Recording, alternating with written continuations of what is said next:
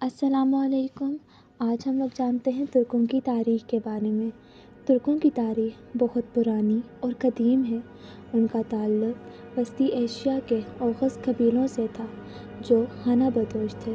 ان کا سفر وسطی ایشیا سے شروع ہوتا ہے جہاں انہوں نے اپنے مال مویشی اور زمینوں کے لیے جنگیں لڑیں اور آہستہ آہستہ اپنے علاقوں کو بڑھایا۔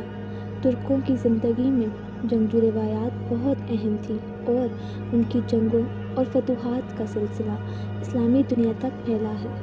آئیں اس تاریخ کو مکمل طور پر جاننے کی کوشش کرتے ہیں۔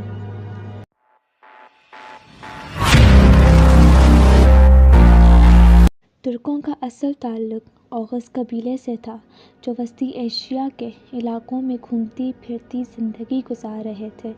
یہ لوگ مال مویشی پالتے اور اپنی ضرورت کی چیزیں آسان اور مسلسل سفر کے ذریعے حاصل کرتے۔ ان دنوں ان کا علاقہ آج کے قازقستان، ازبکستان، ترکمانستان اور آس پاس کے علاقے تھے۔ یہ لوگ جنگجو طبیعت کے مالک تھے۔ 8ویں اور 9ویں صدی کے دوران ترک قبیلوں کا آمنا سامنا اسلامی سلطنت سے ہوا۔ جب ترکوں نے اسلامی فوجوں کا سامنا لڑنا شروع کی تو انہوں نے اسلام کی طاقت اور تہذیب کو سمجھا۔ دھیرے دھیرے کئی ترک قبیلے اسلام قبول کرنے لگے۔ اسلام قبول کرنے کے بعد ترکوں کا مقصد صرف جنگیں لڑنا نہیں رہا بلکہ ان کا مقصد اسلامی تہذیب اور فتوحات کو فروغ دینا بن گیا۔ ترکوں کے قبیلے دھیرے دھیرے ایک سلطنت میں بدلنے لگے۔